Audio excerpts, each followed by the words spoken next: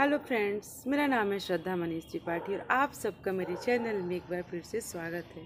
आप सभी को राम राम। मुझे उम्मीद है आप लोग बहुत अच्छे से होंगे अपने घर में अपनी फैमिली के साथ।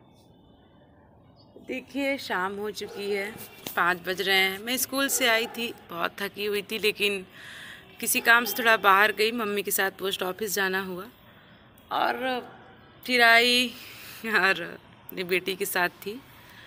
बहुत दिन बाद छत पे आई हूँ, बहुत अच्छा लग रहा है, ठीक लग रहा है, क्योंकि मैं कहीं जाना नहीं चाहती किसी के साथ। मेरी तन्हाई, मेरा अकेलापन यही है मेरे लिए। मतलब मैं ठीक हूँ। मैं कहीं भी जाती हूँ, मेरे मतलब पता है ना कि वो जो बेचारी वाली नज़र रहती है ना लोगों की, कि हाँ इस बेचारी वाली नज़र बहुत चुभती है यहाँ पर। भगवान ने बना दिया बेचारा।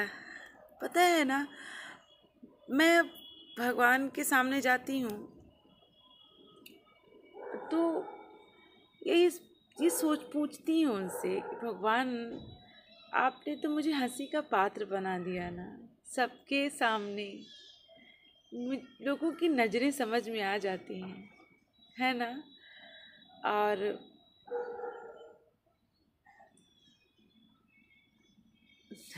क्या से क्या बना देते हैं ना भगवान। एक पल में ना सब कुछ खत्म कर देते हैं।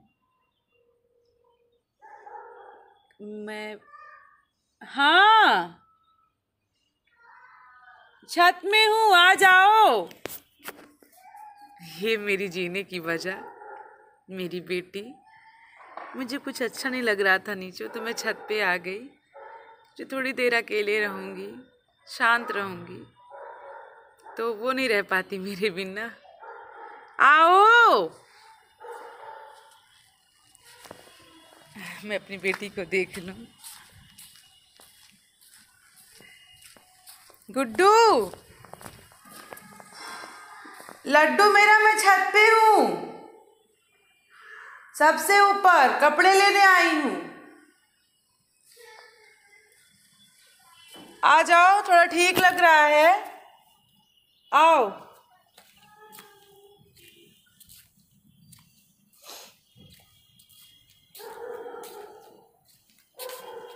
तन्हाई मिलती है, महफिल नहीं मिलती है, राहें मोहब्बत में कभी मंजिल नहीं मिलती। बेटा, तो अब क्यों आ गए ऊपर? आना कि दिखाऊंगा मैं साइकिल का बार। साइकिल? हाँ, बहुत डस्ट है उसमें। मैं अभी चले जाऊंगी नीचे।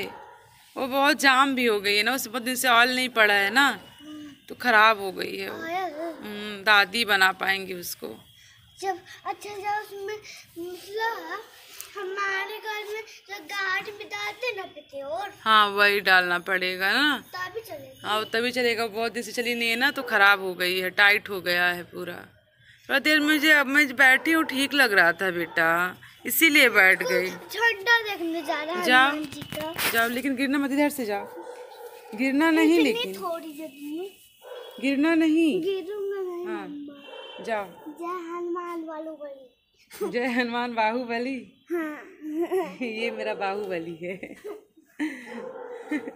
आराम। बोली कि बेटा चल के राइटिंग कर लो, थोड़ा लिख लो।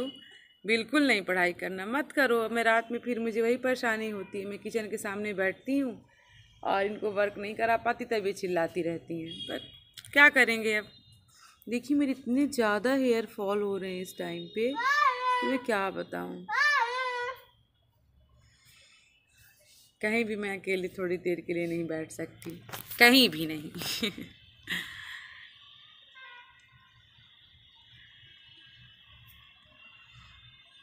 मैं नवरात्रि चल रही है ना, मैं पहले व्रत रहती थी 9 दिन का। हाँ, नीचे आओ, नीचे आओ अच्छे से। गिर जाओगी बेटा, नीचे आओ ना।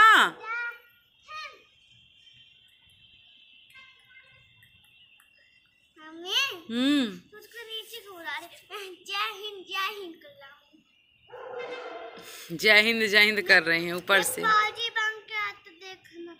फौजी बन के आएगी मेरी बेटी। बाबू उधर मत जाओ ना, इधर आओ, चलो नीचे, हम जा रहे हैं नीचे।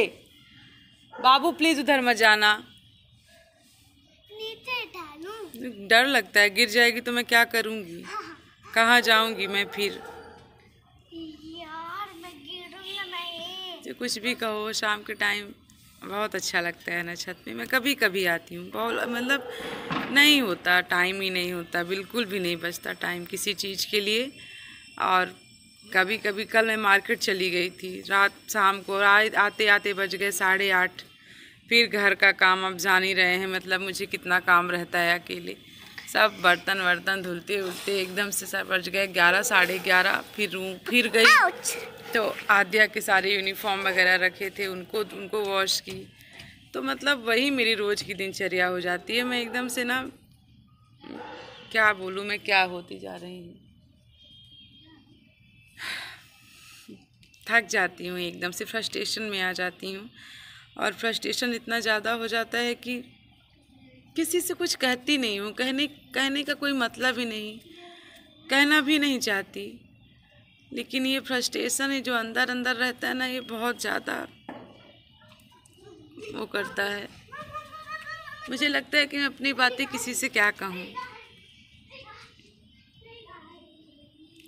ये है बस, किसी तरह इनकी परवरिश हो जाए, ये बड़ी हो जाए, यही है। आद्या नहीं, मैं कुछ चलिए हम चल रहे हैं नीचे, क्योंकि मेरी बेटी मुझे कुछ करने नहीं देगी, कोई बात भी नहीं करने देगी।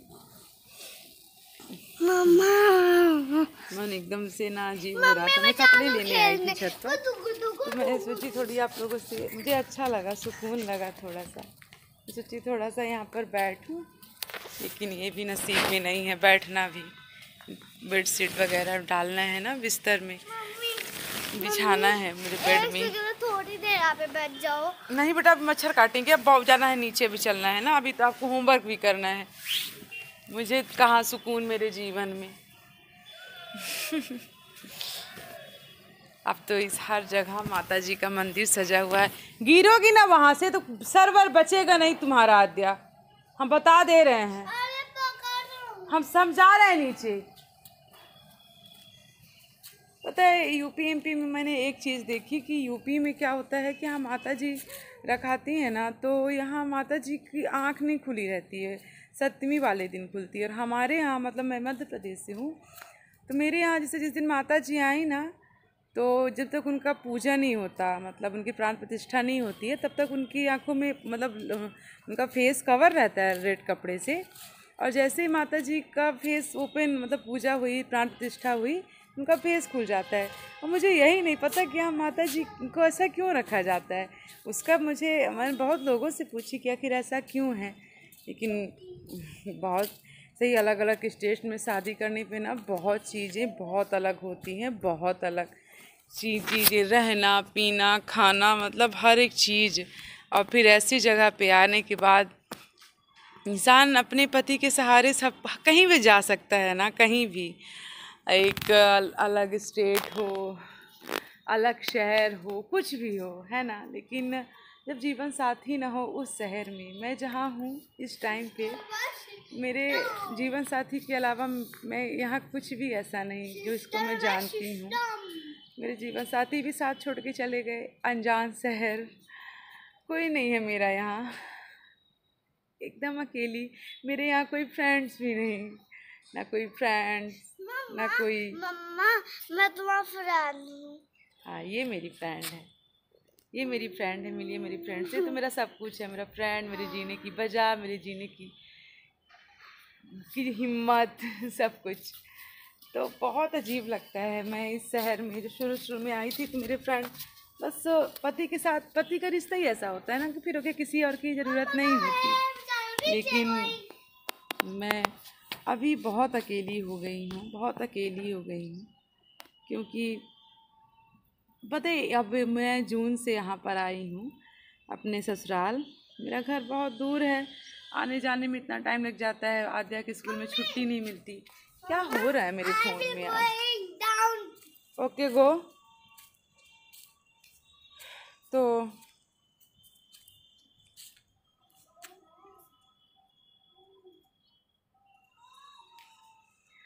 पहले कहीं जाना होता था ना तो मेरे हस्बैंड मुझे ले जाते थे, लेकिन अब आद्या मैं जा रही हूँ नीचे, बेटा जाओ, तुम करो करो बदमाशी करो। अभी तो फिलहाल मैं निकली यहाँ से, मैं गई स्कूल तो एक दो जन से मेरी फ्रेंडशिप हुई, और अभी मैंने स्कूल ज्वाइन किया तो वहाँ मेरे लोगों से जान पहचान हुई। इसके पहले मैं शून्य थी, फिर भी मैं बहुत अकेली हूँ इस शहर में, बहुत अकेली हूँ। और भगवान ने ज़िंदगी में एकदम अकेला कर दिया, एकदम से। ये बहुत तकलीफ़ होती है, लेकिन अब क्या कर सकते हैं। यहाँ कोई अपना नहीं, अनजान शहर, एकदम अनजान है। कहने के लिए नाते रिश्ते पास में रहें, हालांकि नाते रिश्ते तो एकदम आजकल के जितने बनावटी रिश्ते नाते रिश्ते होते हैं ना, कि हाँ कोई जो अपना होता है वो सिर्फ कहने नाम मात्र का होता है, लेकिन फिर भी जब अपना शहर रहता है तो इंसान बहुत सी चीज़ें जानता रहता है। यहाँ तो मैं कुछ जानती भी नहीं हूँ। पर खैर ज़िंदगी तो काटनी है, अब आगे देखिए भगवान अब कहाँ ले जाएगा मुझे तो खुद नहीं पता। खैर जा रही हूँ मैं नीचे, क्योंकि मेरी बेटी मुझे यहाँ पर एकदम परेशान करके रख लेगी, एकदम परेशान करके रख लेगी। आपको पता है मैंने अपनी बेटी के लिए ये स्टडी टेबल लिया, मैं यही ले पाई, मेरे बजट में यही था, क्योंकि मुझे भी बहुत सारी छोटी छोटी चीज़ें लेनी है और मेरी इतनी इनकम नहीं है। इनकम क्या बोले, ठीक है हो गया, काम चलता है।